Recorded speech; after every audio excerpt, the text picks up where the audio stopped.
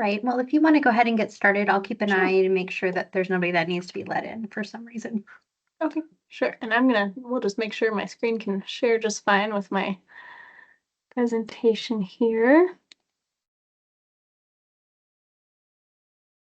Looks Let's great. see. Is that okay? That's up there. Mhm. Okay, let me get it into. There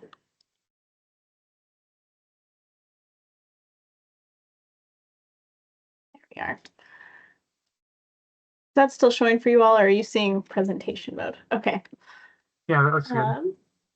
Great. So I only wanted to do residence halls and hotels as a more cheeky title because sometimes there's misconceptions about what we are at Whitworth and what we aren't. And we aren't a hotel. And we see ourselves as student development and not student services, which is just something that I feel like is important to say as even our check-in, check-out process, we want it to be developmental. Students are learning how to be adults. And so we're helping them do that. And so if some of the things in the process of checking out of your building feel harder than they need to be, sometimes that's the reason. But I wanted to just say there are some ways we are like hotels when it comes to winter break. So as students are thinking about leaving now, especially for those who maybe live a great distance away and the first time home will be Christmas time, they do need to be out of their building at a certain time, and there are windows of time to sign up. And so I always just want families to know and students to know, like, they should be thinking about that earlier than they believe they need to. So that's just something to look for. We also don't communicate with roommates on behalf of a student, and that sounds like something I shouldn't have to say, but sometimes a student will leave and the roommate doesn't know where they are. That causes some confusion, but we don't communicate like checkout times and all of that to roommates, so it really hopefully something they're talking to each other about. Um, and then on the flip side, on the other end of break, especially for those planning flights or travel to get here from some distance, there is a set time you're allowed to re-enter the halls. So we just want students and families to be looking at our calendar online to know when they can come back in, so they don't show up a day early and then we have the hassle of their card doesn't work, or they get a fine or a charge because they came back early, because we don't always have staff, especially around that New Year's holiday, to be able to let them in early. So we want to know when you're going to be here, like a hotel would. It helps to know. Some of the ways that we're different that might be helpful at this phase of the year is that for checking out and leaving and kind of your needs that last week, RAs and ACs, so the staff that are in buildings, they're not available around the clock for students. And I mean, not for emergencies, but in like a checking out and the simple tasks. We have to coordinate that in advance. And sometimes that surprises students, especially first year students, that they can't just, I need to leave at 10 p.m. for my flight at 11, so I just need my RA right now. And that RA might be studying or out of the building. So we do ask them to coordinate with their RA early. The other thing, cleanliness standards. I mean, hotels might charge you, I guess, if you break and damage things, but break is our first winter break. So Christmas break is our first time where we go through and actually look at the rooms just to make sure there's like a safe level of cleanliness. We need to be able to walk to the window. We need to make sure there's not food left out, all sorts of different things, because for 3 weeks, some tough things could happen if it's a mess. So that's just something maybe students aren't thinking about because they're not fully moving out yet, but they should know that that's happening.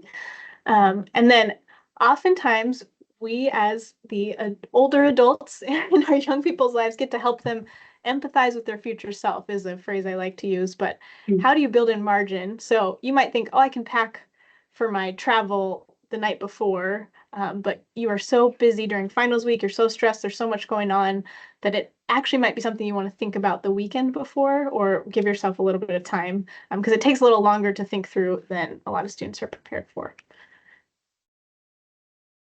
And then this is just my plug for all things. How do you help your students? All the information they could ever need about their building, what to do at break, what help or resources there are, it all comes through their email. And our young people are notoriously bad at not checking their email and or not reading through a long email. So their area coordinator, the professional staff that lives in their area, will send out an email the week before finals telling them things like how to sign up for checkouts, what's expected of them, how we can help them get through finals week, even like some helpful study resources. So that email is going to be crucial. So as parents or family members of students, it's always helpful if you push them back to an email and say, I bet someone communicated this with you if you have a question. And I can almost guarantee it's going to be in their email. Can I jump in on that Okay. one too? Yes, please. We'll be doing the finals week care packages, and I recognize at least Patricia's name as a parent who purchased a bag for their student, and that's how we communicate with the students too about where to pick up their bags. So we had a lot of students in the last couple semesters who just weren't aware that they had options to come and pick up their bag, and so they weren't able to get them until maybe even the next term. So you can pass that along to your student as well if that is something that you decided to do this term for your student. Thanks, Krista.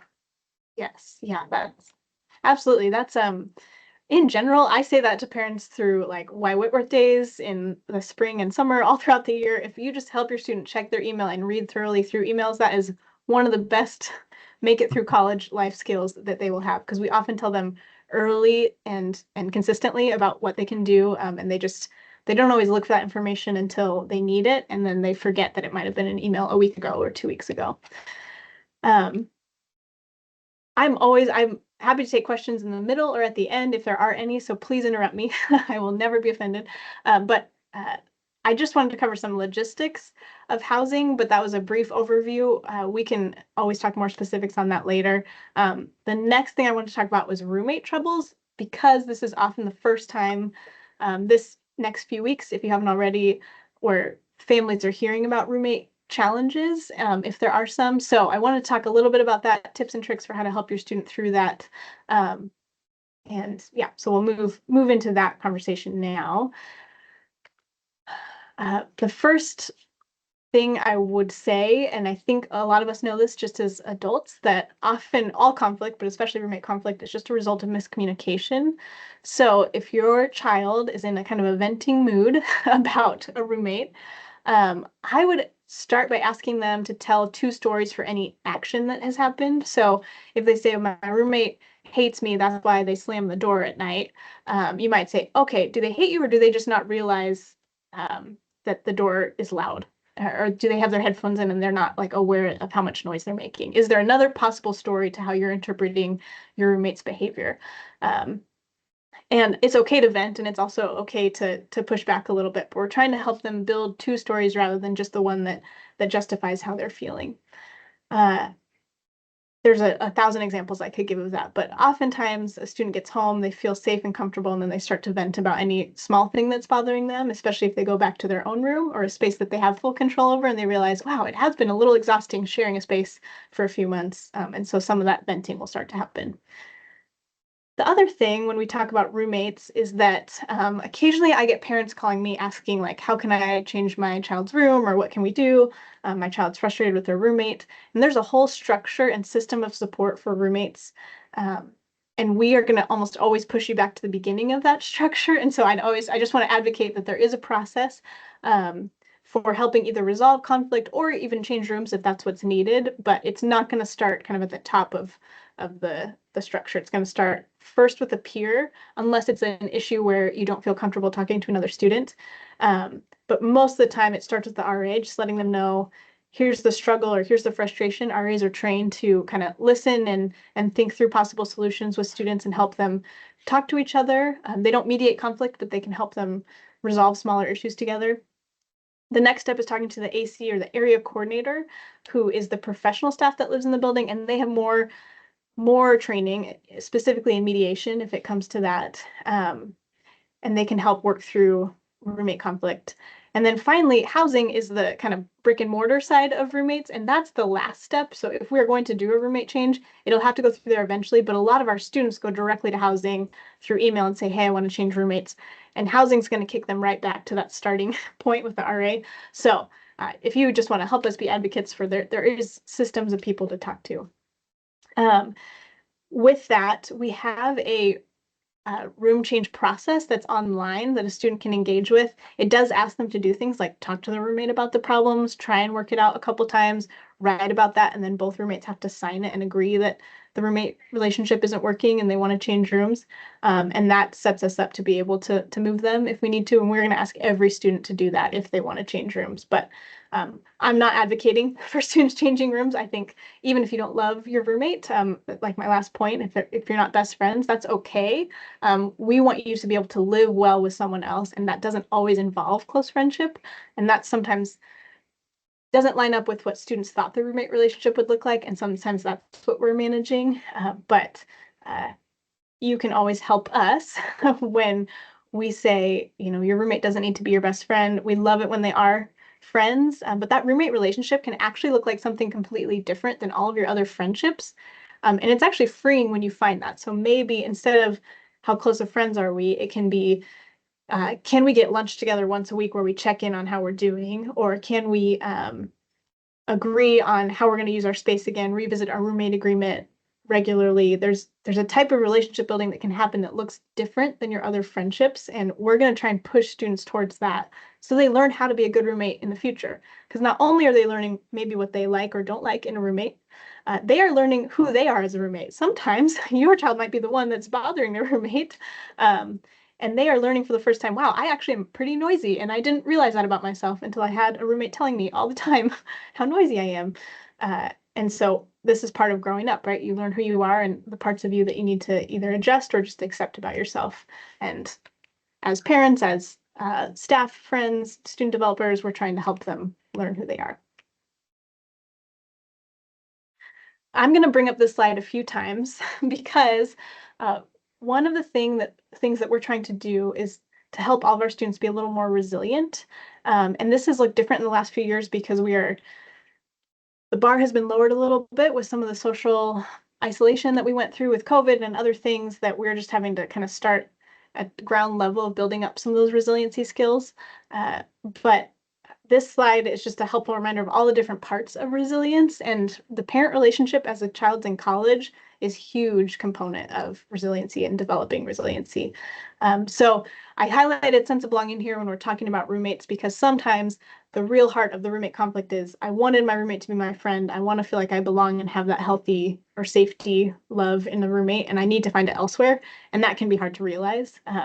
So we can always encourage them that might show up elsewhere if it's not in their roommate. But family is often that sense of belonging. So when they come home, they feel it, and we're trying to help them develop a different version of that at school when they're here. I'm not sure of who has their first child coming home experience coming up, but I am going to speak not from experience so much, because I do not have a college student. I'm not a parent of a college student, but from what I've seen and heard from other parents about that first trip home, that might be helpful to just know, because, I don't know, knowing makes it easier. For my own life, I have a 4-year-old who's in preschool, and I was prepared early for sometimes when a child comes home at the end of a long day of daycare, they start acting out because they're back in their safe space. They feel comfortable, they feel known, they know these people aren't going to leave them, or there's no social pressure. And so they start, they express all the emotions that maybe they held on to during the day, or they don't follow rules because they had to stand in line today and they had to listen to a teacher, and that's exhausting when you're 4. And so they start acting out. And something about that is true in college. So you are developing all of these relationships, you're trying to figure out who you are, you're trying to practice new adulting skills that you haven't had to use before, like advocating for yourself or talking to a faculty when you don't understand a concept. And then you get home and you're in a place that feels safe and familiar, and you kind of let out all of those feelings that you have been bottling in some way, whether or not you realized it.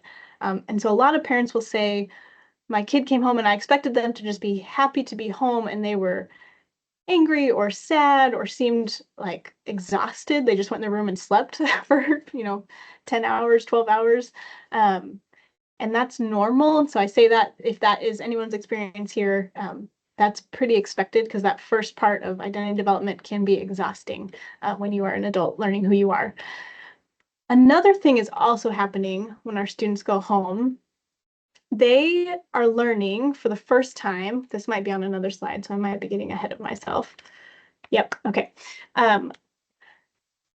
They are learning that they actually changed while they were at school, but it was in small ways that they weren't maybe conscious of until they go back to a place where they can see the difference of who they are. And so maybe the friendships they have or family relationship feels a little bit different, and that's disconcerting. And so, again, most of us aren't conscious of this when it's happening, but a lot of young people, 18, 19-year-olds, especially when they go home after being away for a while, they are experiencing some internal conflict about who am I, because I'm reverting back to things that I don't do when I'm at school.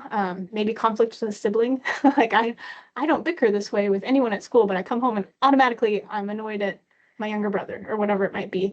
And that internal conflict will often show up as external conflict. So sometimes that's just our young people working out what they're feeling inside through kind of a lived out conflict for what they're experiencing inside. And that's also pretty normal, but can be a little exhausting. On the flip side, as parents or family members, you may also see that your child has changed over the last few months. And I hear from a lot of parents, I just wasn't expecting kind of the sadness of that.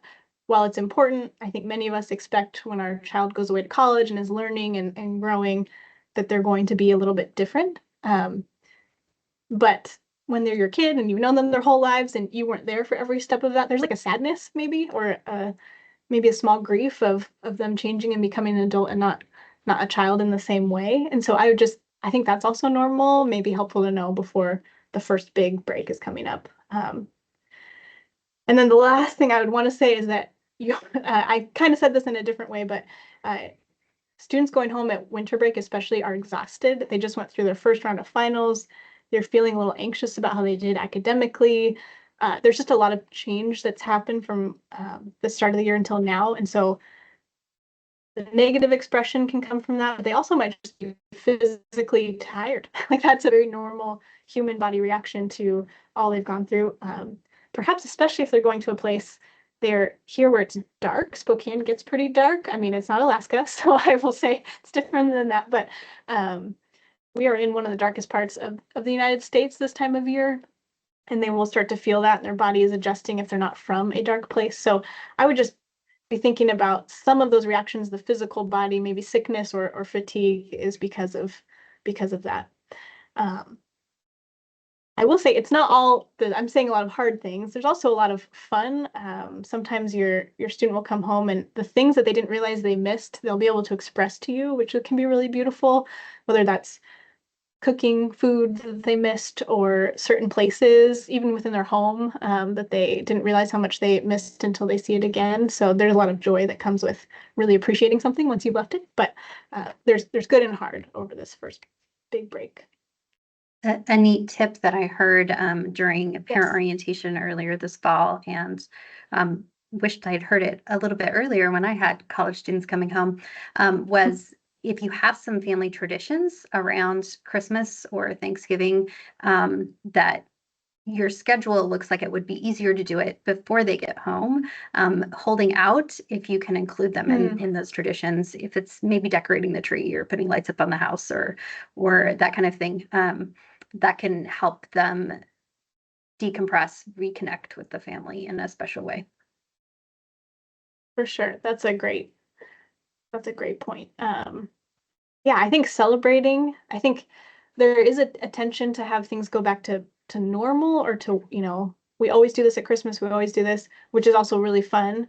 But also celebrating that your child has changed can be really meaningful and help them move through what can be a hard, big transition. So like noticing ways that they do things differently, or maybe new skills they've developed, can be really important. Maybe things that you can see as the grown-up in their lives that they don't see in themselves.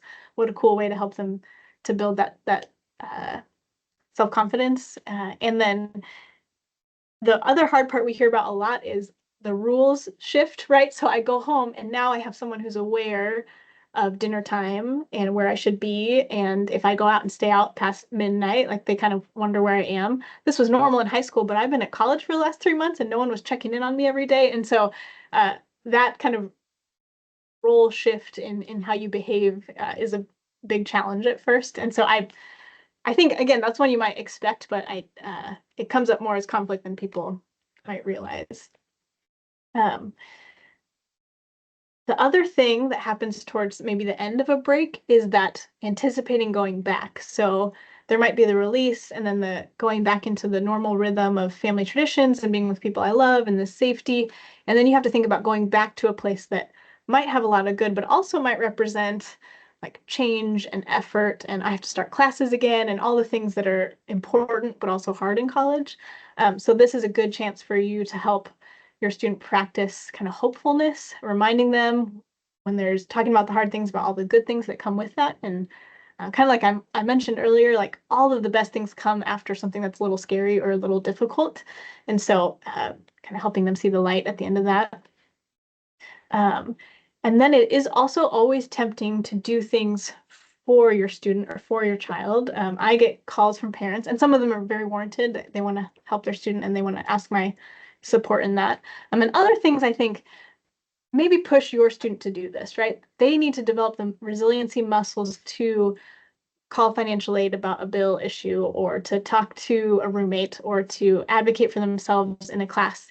And if we do that for them, they aren't going to develop those muscles. And so when they're home, they're more likely to say, can you do this for me? Can you do this thing for me? But kind of continuing to build their ability to work through problems like this mentions or to push through hard things.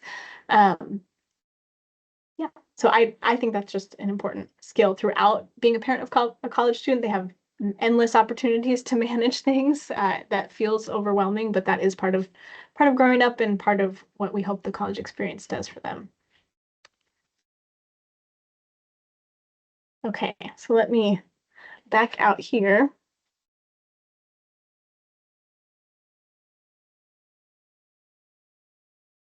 Stop sharing there. Okay. Oh, there's more. I couldn't see everyone's screen here. So I could go on forever about different things that you might expect or the student development, W curve, all of that right now. But I did want to pause. And is there any questions, thoughts, topics of interest represented in this room?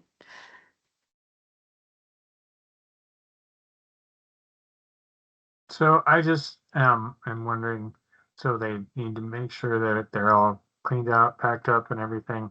Mhm. So they won't be returning to the same room. Sorry. Is that correct? Yes, let me clarify. They do return to the same room, but we do kind of the room has to be at a certain level of cleanliness before winter break. We don't do that the rest of the year, so sometimes that surprises students when an RA is going to come in and kind of check, did you take out your trash? Is your window area clean and clear? We're not like going with a glove to dust, not that level of cleanliness, but we are making sure the room is kind of in good order. Because sometimes facilities will need to get in to fix things over break. If food is sitting there, right, critters might find their way into spaces, all of those things. Right. I think students sometimes are just surprised that we actually check the cleanliness, and there are fines attached. We do that because otherwise it's hard for us to enforce, and we don't want to fine students. We know college is expensive, so to avoid that, helping them think through, clear out your fridge. We do ask them to defrost fridges, so they can't keep items in the fridge for 3 weeks. If you walked into a room that's had milk sitting there way past its due date, as I have many times, you know why, but yeah. So just there's a general I'm a cleanliness check microbiologist, so. Yeah, oh yeah, so you know all the things that can happen with unattended live material. So Thank you. that's probably the main one. And then we they need to unplug things. We're just trying to be aware of just electricity and things like that. And then it's winter in Spokane. So the other thing that our housing director wanted me to plug is that this is a good time of year to think about, do I have personal property insurance? So many home insurance plans, when you have a college student, will include like their things or their items away at college, but I would check that. Something that happens, this is less often in our residence halls, more often if your student lives in one of the houses that we have on campus or apartments. But if we leave a window open and pipes freeze and then items, get damaged through water, or a couple years ago, we had a small fire that got put out right away, but the sprinklers went off. And so it drenched everything, including electronics. And the university doesn't cover that. We will help students get loaner laptops and anything to make it through, but insurance for your college student stuff is important. So again, this doesn't happen all the time, but I just like saying it before we're in a crisis, and then if something were to happen, folks are prepared. But that might be just something to ask if you have home insurance or type of personal property insurance. Yes, so those are the things we run into, especially with freezing temperatures that can happen in Spokane. Same with your car. So if your student has a vehicle on campus, I ask them we encourage students, but maybe they haven't been away and had this for a while, where they need to turn on their car every few days in the winter, or like just make sure it's working. Because if they park it in one spot and it stays there for 3 or 4 weeks, it may not start when they go to use it. So that's just another kind of pro tip of things I've seen for college students away at college the first time. Could I get a show of hands, or if you don't have your camera on, you can maybe put in the chat, how many of you are parents of first-year students, and this is going to be your first holiday break with them? So Brian is, Bob is, I think Patricia doesn't have a camera, but and she's got a first-year student as well. So those things that you were mentioning, Krista, about the first experience coming home, very true to form for my experience as a college student. I went to Whitworth University in the 90s, and I have very distinct memories of that, trying to navigate the newfound kind of freedom and liberation of being this like adult, where I wasn't having to report in, and grant you that was before cell phones and being able to, track where my adult child was on the phone for safety reasons, or texting in. Like I talked to my parents maybe once a week, if that, as a student. But then also when my students came home, just learning how to almost transition to some of the skills that they've learned as a roommate, if they are in a double, to when they come home, and how do you just have, the courtesy of letting somebody know if you're leaving the house, or if you need the washer, or they're in a new environment and they've gained some really, really great skills while living in a residence hall that can translate really well into the home. But maybe that's not a connection that they're quickly making, as they kind of often will ease back into old habits. So yeah, I thought that was a really helpful reminder to me, even as I get ready to transition back into Christmas with my adult children here coming up here soon. Yes. Another thing I was going to mention about breaks is that for some folks who, if you live far away and your child's not coming home for Thanksgiving, Thanksgiving can be a tough break on campus, because probably 80% or more, 90% of our students will leave. They will feel more lonely than they anticipate. There's a relief the first couple days of, I don't have class, I can binge my TV show and I can just relax, but there is a loneliness that sets in. So I like to prepare parents for that. We try and do some things on campus. We do like a Thanksgiving dinner in one of the res halls. We do some things, but it is a little bit lonely, especially for what's usually a very family focused holiday. So if that's the case, I would just help them know that might be a feeling now, so that when it happens, it's not as surprising. And then maybe think about things they could do that are joyful in the midst of that. Good question. Can you see the chat, Yeah, Krista? Sorry, Bob, go ahead. you may have already covered this, but if my student there is not going to be back for Jan term, what happens with their room if they're leaving in December and not returning until the spring term? Right. So if they're there for spring term, they'll have the same room set up, so they don't have to worry about that. But we will ask them to do kind of that full cleanup. So just to make sure that their room's kind of in good working order. Folks, I don't know about roommate, if roommate's also gone, what that might be. We don't ever change a room on a student for Jan term. Jan term's kind of a neutral zone unless they were not going to be back for spring term. It is a good note, though, that if your child is not taking a Jan term class, they can't stay on campus. So sometimes that students will be like, I'm not taking a Jan term class, but I wanted to come back 2 weeks early because my room's available. And we actually don't allow that. Their card's not going to work. Because we don't want students who don't have things to do just living in our buildings. So that's another note, but they don't have to worry about their room other than just a general cleanup. Okay, I see the question here. My daughter on her own applied to change to another dorm. She's in a pod setup. Okay. I guess I don't know if there's a question in there about moving.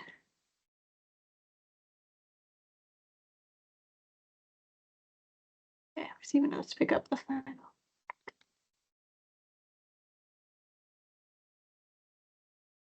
I'm glad that move got approved. Moving to Oliver is hard to do. It's our most requested building. That's great. Can you review just what is the process if they want to change roommates in the middle of the year? Yes. So we allow room changes during a couple months of the semester. So we don't allow it the first month of any semester. And then for the next two, they can change rooms. And then we also don't allow it the last month, mainly just because finals week, we're trying to avoid too much disruption during the midst of the end of the semester. But there is a process, so they can, first we encourage them to talk it out with their roommate. We always want them to work it out first. But in absence of that or after that, they can go, if you look at room change form or room change process on our website, there is actually a full form that they can go through. It's going to ask them a couple questions about what's not going well, what they've done to work on it, and then what they are going to do with a new roommate to kind of avoid maybe some of the same challenges they went through. And then they can, both roommates have to sign that. And then once they sign that, they can submit that to their area coordinator, and then they'll start the process for room change. The hard part is that we don't have a ton of availability. And so they may say, I want to move to this specific building, and that might not be an option. And so we have to figure that out. We don't choose winners and losers for a room. So that is another thing. So if they say, we agreed that I'll stay and this other student will go to a different building with someone they know, that's great. But if they say, we both want the room, can you tell us who gets the room? We're going to move both of them because we don't want to award someone the room and take that away from someone else. So that's just another thing to think about if they're figuring out building to be in. If there's So, but yeah. In that request, you mentioned about encouraging them to talk through. Is there any other formal process they have to go through, or just you encourage them to talk through and they just submit the application? Yes, so we're going to ask them, and it will be verified by the area coordinator. So they're going to make sure that both roommates did actually talk about those things. They do have to talk out some of their challenges. There is a process for mediation if students want that, but we've learned over the years that unless both students are wanting to do the mediation, that it actually just wastes everyone's time. So if one wants to do it and the other doesn't, that can be hard. But also, if we're forcing them to mediate, but both of them have already decided we don't want to live together, my staff just spin a lot of wheels. So we have offered mediation for any students who are experiencing challenges and they really want to get better, but they're struggling to figure out how, and an area coordinator will mediate that roommate agreement and roommate conflict. So that's available, but it's not required for the room change. That's just one of the tools we use in that process. Sometimes they'll go through that and they'll still decide we can't live together. And then they just enter that on the form. We did a roommate mediation. It didn't work. We still want to move. And that kind of checks that box. Otherwise, we're just going to ask them to talk about it on their own. The main thing is that we get them to both sign it, so that we sometimes have a student who wants to move who doesn't want to tell their roommate that they're frustrated or that they'd like to change. So we don't let students ghost each other. And so that was part of they both have to sign it, is we don't want to surprise someone with a roommate conflict. And maybe there is something you just haven't talked about that could be resolved through a conversation. That actually, more often than not, I've heard from students, they went through that form, they answered the questions and realized, oh, we just needed a better roommate agreement, or we just needed to agree on who's allowed in the room when, and that resolved the conflict. So it's kind of a passive program for us.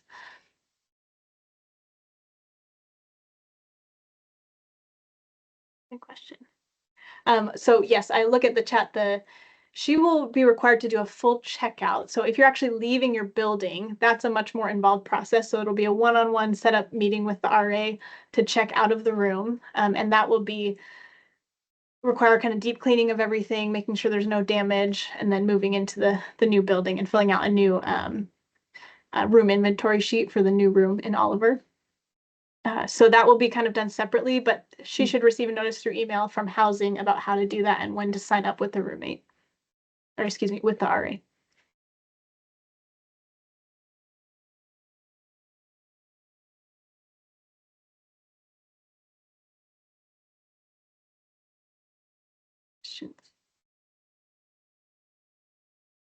While it was many years ago, I had a similar experience to what Bob's describing. They had a process in place back in the 90s as well.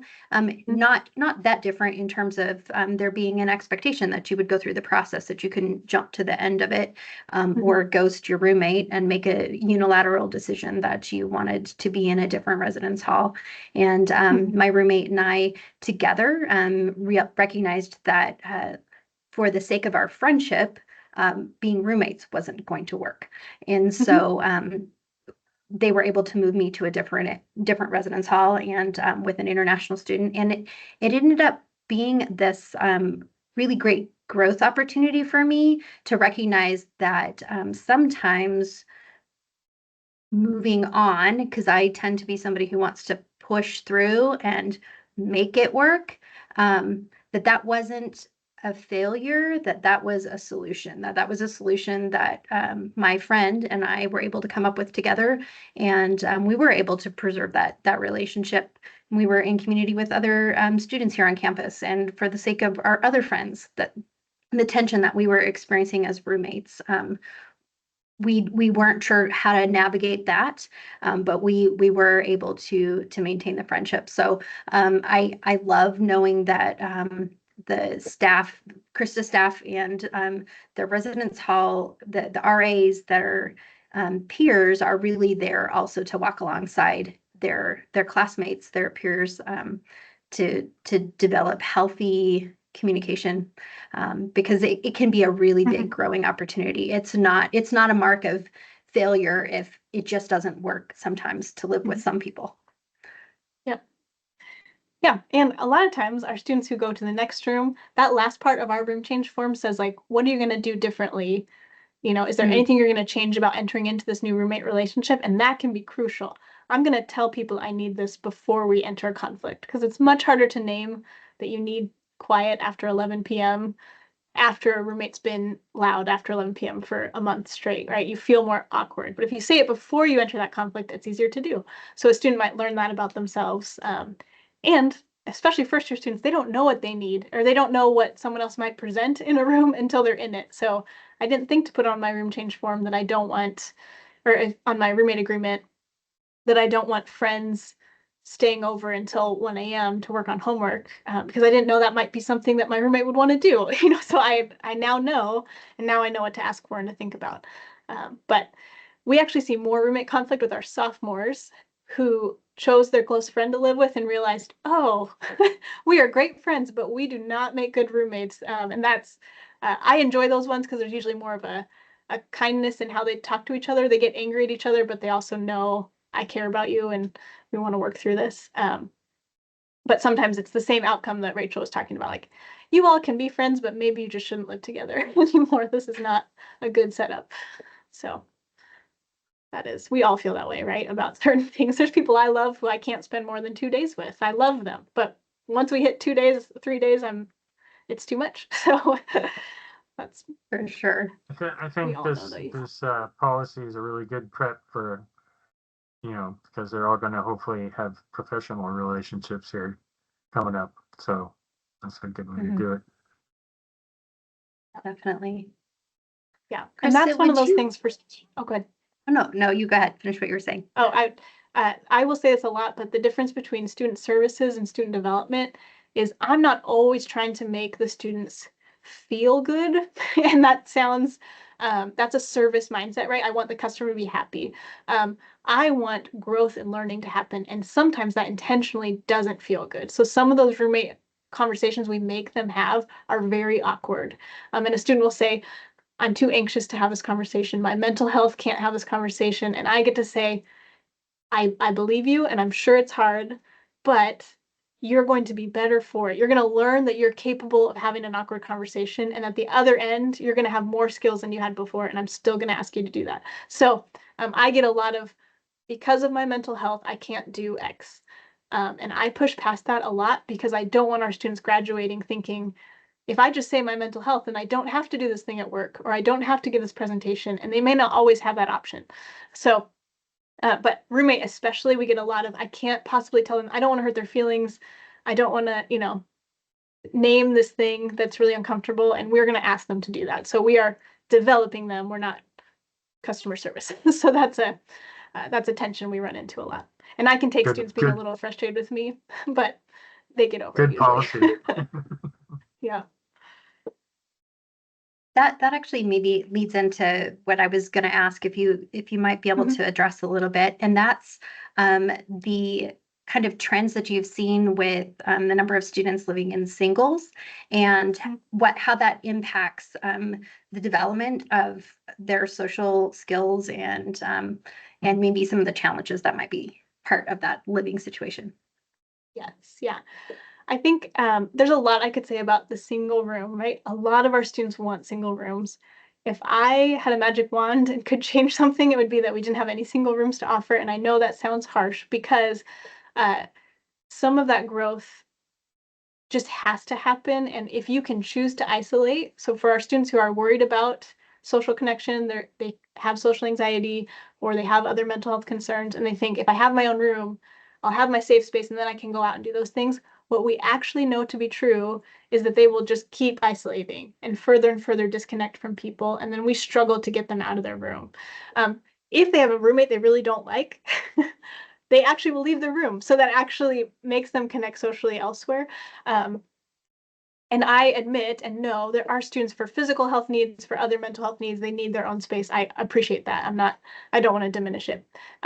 But our students more and more have, they were raised, this generation was raised largely on words like safety. And we see that come out in things like, this is triggering, or, I feel unsafe, or traumatic. I had a trauma response. Like, students know that language well, and they use it well. And now they've started to weaponize that language against systems.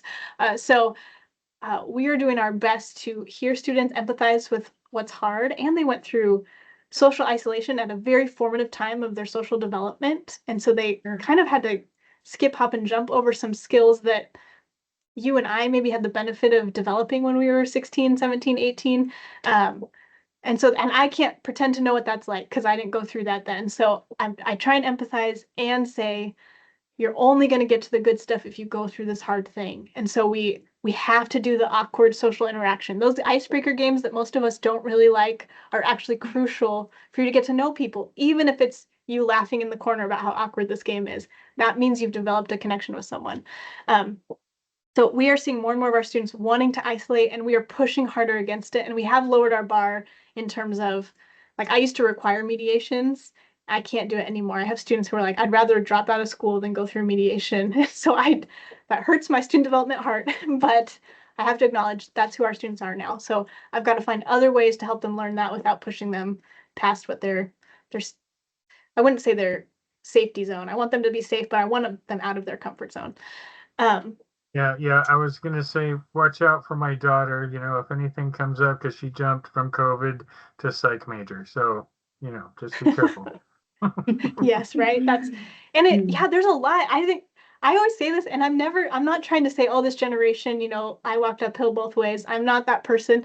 I think they went through something that we in our 30s, 40s, 50s, or whatever age, we can't relate to what it was like to not be with our peers in certain spaces, or to have a technological connection to peers instead of an in-person embodied connection. There's just some like body development that it happened differently for them. So I'm trying to understand it all the time and trying to like create policy and rules around it, which is an interesting back and forth. But I have committed to, I'm not going to let just my mental health prevents this, because I want our students to all have the skills to still do things even with the reality of their mental health, which might be struggling. But that is, I mean, mental health is probably the number one thing I'm managing in my work. Students experiencing hard things. And so we meet them both with empathy and a lot of challenge to help them develop muscles that they need to work through mental health concerns. We also do a lot of social connection. So we have one of our goals in residence life is that all of our students will have 2 meaningful friendships and one thing that they care about. And I believe that if every student has 2 meaningful friendships, being 2 different people at Whitworth that you spend consistent time with, and you can both be vulnerable with each other. I can celebrate with you when I want to celebrate, and I can grieve with you if I'm sad about something. That's kind of a hallmark of a meaningful friend. And you have something that's not required of you that you care about. For if that's anime, if that's D&D, if that's your basketball, like you're on the team, that's great. I don't actually care that much what it is, as long as you care about something. Those 3 things are very healthy and they'll help you connect. You also don't need to have 10 meaningful friends. There's a myth that you might need to have a huge social group, and you actually don't. You'll be just fine in college if you don't have a huge group and you have 2 really good friends. And most students are only going to leave with 2 good friends anyways, right? You think you're going to hold on to the group, you're going to hold on to 2. And so I am trying to build in kind of reasonable social expectations. And all of our RAs help students find those 2 friends. So if they know a young person doesn't have any social connection, their goal as the RA is to, let's go to this club. You like this thing, let's go try this. I want you to meet people, because someone out there, it may not be your roommate, it may not be your next door neighbor, but someone at Whitworth is going to jive with you and you have a potential for a meaningful friendship. And that's our goal. We want our students to have friends, because you can get through a lot of hardship in life and in college specifically if you have a couple good friends to walk through it with you. So, and for mental health, that's huge. That's a game changer. So right now we're actually asking all of our students, our first year students. So if they have a survey in their inbox from me, they should take it. You can help me with that. But we ask them, do you have 2 meaningful friends at Whitworth based on this definition? And do you have something you care about? What is that thing you care about? Because I want to know, are we doing our job of helping you find that? But also that's going to tell me how healthy our floors and our communities are if you're able to do those things. So we're focused heavily on social connection right now, as a way to get through the hard parts of college. And the fun parts.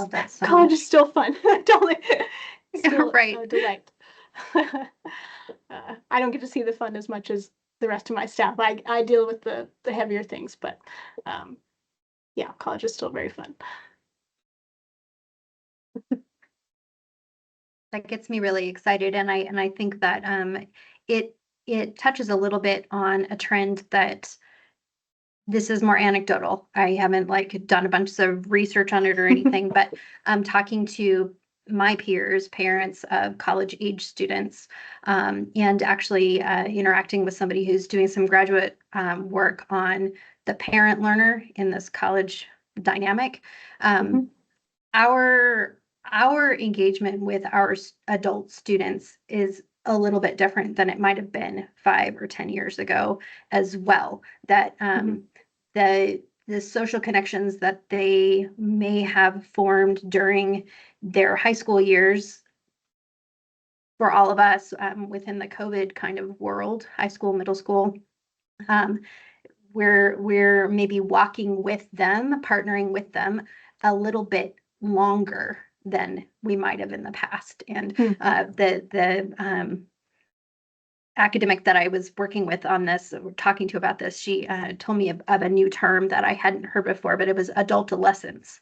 And I thought that kind of sums up what I was observing in my own students, and not knowing for sure if that was an isolated experience. It can be a little bit isolating for our students, but it can also be isolating as parents if we think, maybe I didn't equip them with the skills that they need to have the resilience to start adulting and making decisions in the college world that are so important for their long-term independence. So just know that it's something that's top of mind for me as a parent engagement person. How can we partner with Student Life? How can we partner with other people here, other services here on campus to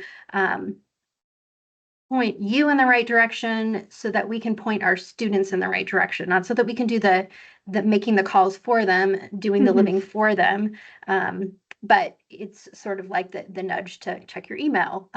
That kind of walking with our students, maybe for a little longer than some of us, certainly longer than I thought I was in for in terms of parenting young adults. So I don't know if that's anecdotal or just my own experience. No, that's we call that the slow life. So this generation doesn't want to grow up fast. And that is, I mean, the 16 getting the license is the example I use. Like when I was 16, all my friends turning 16, we went out to get our driver's license as fast as we could.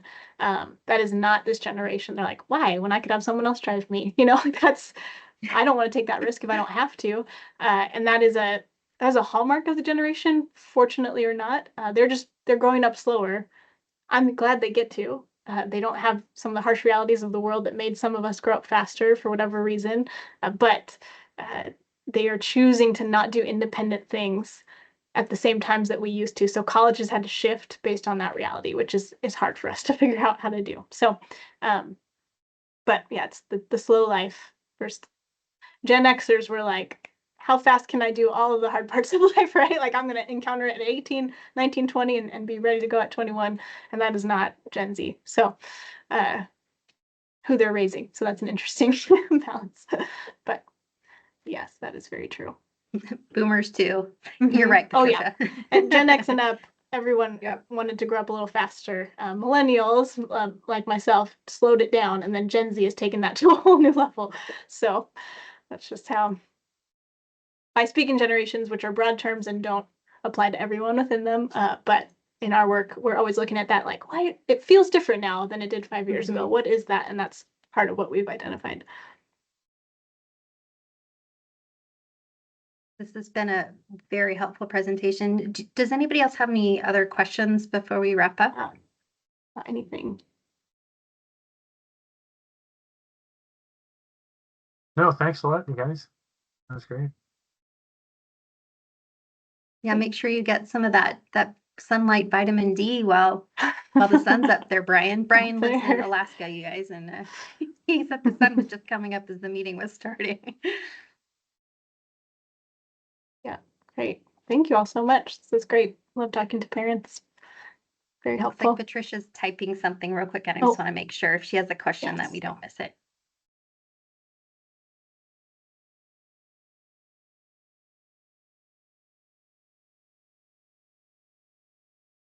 And I'll send out the link to the video to those who registered, but it'll also be on our YouTube channel here in a few days.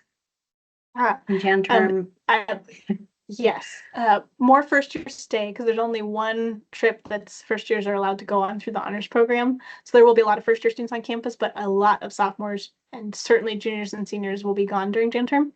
And then a lot of first years will go home, especially if they're from a great distance. They might stay home for 6 weeks instead of 2 or 3. So I would say yes, but there's still a lot going on. It's not like winter break where it's very dead here. It's a different rhythm, and I struggle with it because it's too blocked out for me, but students tend to really love it because they have class 3 hours or maybe 4 hours, and then they have the rest of their day free. It's very slower pace, fast class pace, but slow life pace after class. Can be a really good term to also look at student employment if your student is looking at getting a job. There are students who wrap up at the end of December with whatever they were doing, and a lot of times there are jobs across campus that start to open up in January, and so that can be a really healthy and valuable way to be connected and find a little bit of balance too, I think. Yes, absolutely. Yeah, there's a lot of things you can do in Jan term. Awesome. Thank you so much for joining us, Patricia, and to the others who have already logged out. And Krista, that was amazing. Thank you so much. Great. Thank you. You have a great day.